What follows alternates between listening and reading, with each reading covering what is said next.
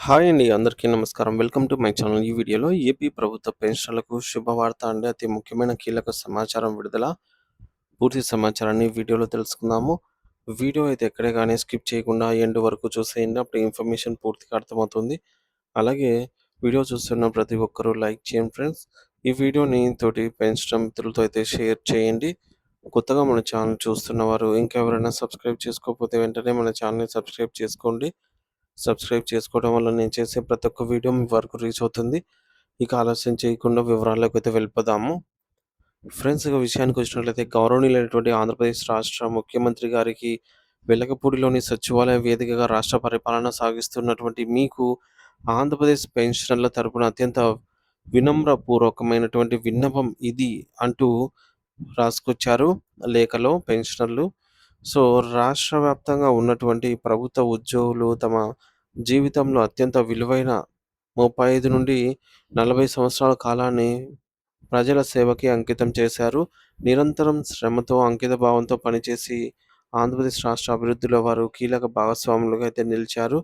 ఇంతటి సుదీర్ఘ సేవ తర్వాత పదవీ విరమణ పొందినటువంటి వీరికి వృద్ధాప్యంలో ఆర్థిక భద్రత కల్పించడం, గౌరవప్రదమైన జీవన ప్రమాణాలను అందించడం మరియు నాణ్యమైన వైద్య సౌకర్యాలను అందుబాటులో ఉంచడం అనేది ప్రతి ప్రభుత్వానికి ఉండవలసిన కనీస రాజ్యాంగబద్ధమైన బాధ్యత అని మేము నమ్ముతున్నామని అసోసియేషన్ వారైతే చెప్తున్నారు. లేఖ రాశారండి. ఇక ముఖ్యంగా పెన్షన్ అనేది ప్రభుత్వాలు ఇచ్చే దయాదాక్షిణ్యం ఏమీ కాదని, అది ప్రతి ప్రభుత్వ ఉద్యోగి తన సుదీర్ఘ సేవా కాలంలో సంపాదించుకున్న చట్టపరమైన హక్కు అని సుప్రీంకోర్టు సైతం అనేక సందర్భాల్లో స్పష్టం చేసింది.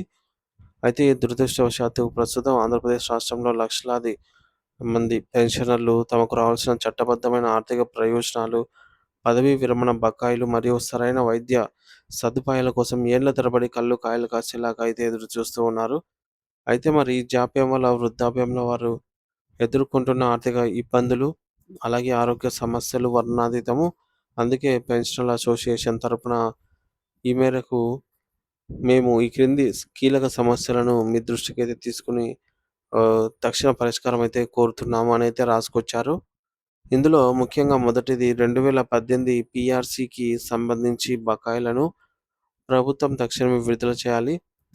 అంటే 2018 వేతన సవరణ సంఘం సిఫార్సు అమలై ఇప్పటికి దాదాపు 8 సంవత్సరాలు గడిచిపోతోంది. వేలాది మంది పెన్షనర్లకు అందాల్సిన పాత బకాయిలు ఇంకా పెండింగ్‌లోనే ఉండిపోయినాయి. వృద్ధాప్యంలో ఉన్న పెన్షనర్లు తమ అవసరాల కోసం, మందుల ఖర్చుల కోసం ఇతరులపై ఆధారపడకుండా ఉండాలంటే ఈ డబ్బులు చాలా అవసరము.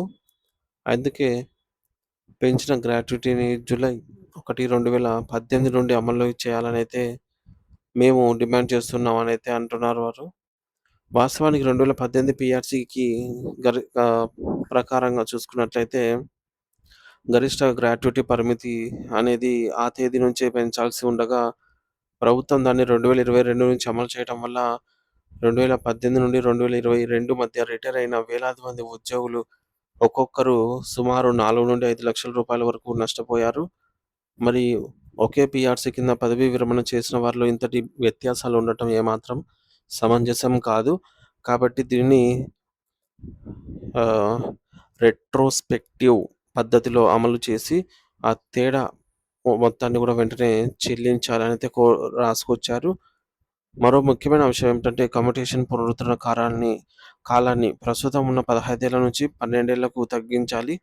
గుజరాత్, హిమాచల్ ప్రదేశ్ వంటి రాష్ట్రాల్లో ఇప్పటికే కమ్యుటేషన్ అనేది 12 ఏళ్లకు తగ్గించారు. 12 ఏళ్లుగానే ఉందన్నమాట. పూర్తి పెన్షన్ కమ్యుటేషన్ రికవరీ ముగిసి పూర్తి పెన్షన్ అనేది 12 ఏళ్లకే అందుతుంది. అదే విధానాన్ని మన రాష్ట్రంలో కూడా అమలు చేయాలని కోరుతున్నాము.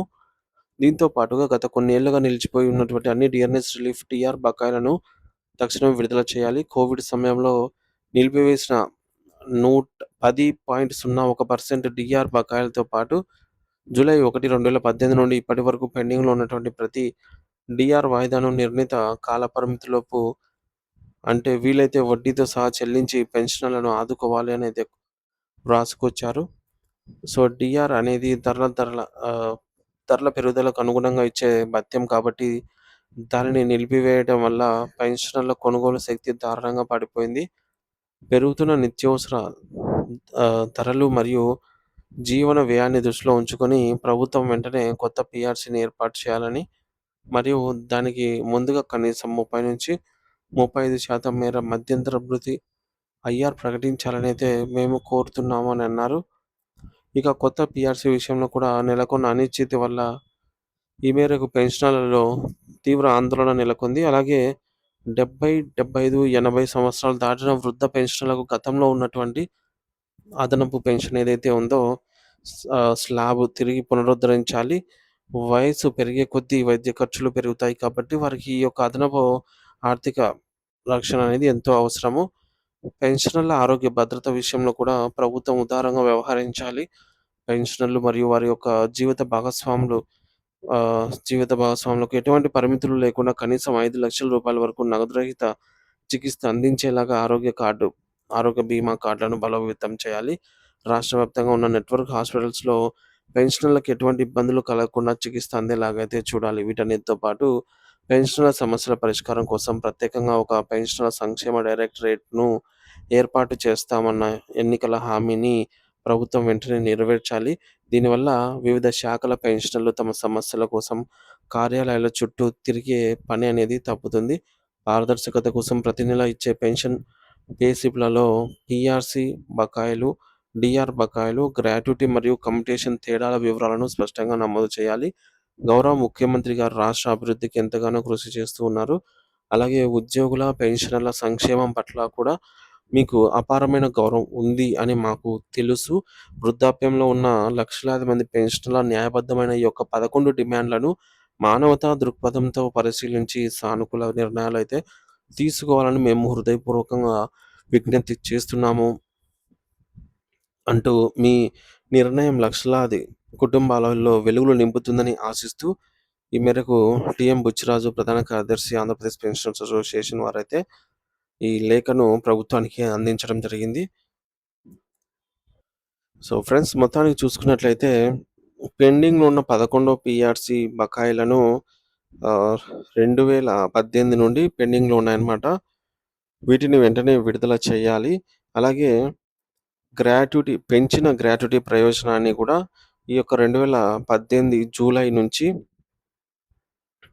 రిటైర్ అయిన వారందరికీ కూడా వర్తింపచేయాలన్నమాట. ఎందుకంటే పీఆర్సీ అనేది అఫీషియల్‌గా 2018 జూలై నుంచి అమల్లోకి వచ్చింది కాబట్టి. తర్వాత సీవీపీ కమ్యుటేషన్ వాల్యూ ఆఫ్ పెన్షన్‌ను తగ్గించారు. సో, ముందుగా కాలపరిమితిని 15 సంవత్సరాల నుంచి 12 సంవత్సరాలకు తగ్గించాలనైతే డిమాండు ఉంది. అలాగే కోవిడ్ కాలంలో నిలిపివేసినటువంటి డీఆర్ బకాయిలను వాయిదాల రూపంలోనూ, వీలైతే వడ్డీతో సహా చెల్లించాలని కోరుతున్నారు. అలాగే కొత్త పీఆర్సీ, సో 12వ పీఆర్సీ, అలాగే ఐఆర్ ఈలోపు పీఆర్సీ ఇంప్లిమెంట్ అయ్యేలోపు ఐఆర్‌ను పీఆర్సీ కమిషన్ నియమించి 35% మేర ఐఆర్ ప్రకటించాలి మధ్యంతర భృతి అనైతే వారు ఈ లేఖలో రాసుకొచ్చారనమాట. మరి వైద్య భద్రత పెన్షనర్లందరికీ కూడా నెలకు 5,00,000 నగదు రహిత చికిత్స అందేలాగా సంవత్సరానికి 5,00,000 చికిత్స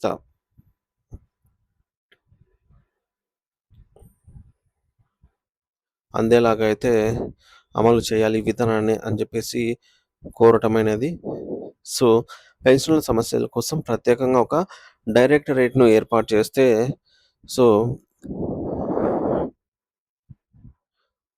ఈ డైరెక్టరేట్ అనేది పెన్షనర్లు రిటైర్ అయ్యే సమయానికి వారికి రావాల్సిన ప్రతి ఒక్క అంశం, గ్రాట్యుటీ అయితేనేమి, పెన్షన్ అయితేనేమి, సీవీపీ అయితేనేమి, అలాగే అన్ని బెనిఫిట్స్ అన్నీ కూడా వారు సకాలంలో పొందేలాగా మానిటర్ చేయాల్సిన అవసరం ఎంతైనా ఉంది. ఇకపోతే మొత్తానికి ఆంధ్రప్రదేశ్ రాష్ట్ర పెన్షనర్ అసోసియేషన్ తమ యొక్క న్యాయబద్ధమైన 11, సో ముఖ్యంగా 11 డిమాండ్స్‌ను పరిష్కారం కోరుతూ ముఖ్యమంత్రి గారికి బహిరంగ విజ్ఞప్తి అయితే చేసింది. ముఖ్యంగా 2018 పీఆర్సీ బకాయిలు, గ్రాట్యుటీ వ్యత్యాసాలు, డీఆర్ బకాయిలు విడుదల మరియు కమ్యుటేషన్ కాలాన్ని 12 ఏళ్లకు తగ్గించడము వంటివి ఉన్నాయి. సో, మరి ఈ యొక్క ఆర్థిక అంశాలపై తక్షణ చర్యలు తీసుకోవాలని కోరారు. అలాగే కొత్త పీఆర్సీ ఏర్పాటు, నగదురహిత వైద్య సౌకర్యాలు మరియు పెన్షనర్ల సంక్షేమ డైరెక్టరేట్ ఏర్పాటు వంటి అంశాలను ప్రభుత్వం ఈ మేరకు మానవతా దృక్పథంతో పరిష్కరించి వృద్ధాప్యంలో ఉన్నటువంటి పెన్షనర్లకు ఆర్థిక భద్రతను కల్పించాలని అయితే పెన్షనర్స్ ఆశిస్తూ ఉన్నారు. సో, మరి దీనిపై మీ అభిప్రాయం ఏంటనేది కామెంట్ ద్వారా తెలియజేయండి. Thank you for watching this video.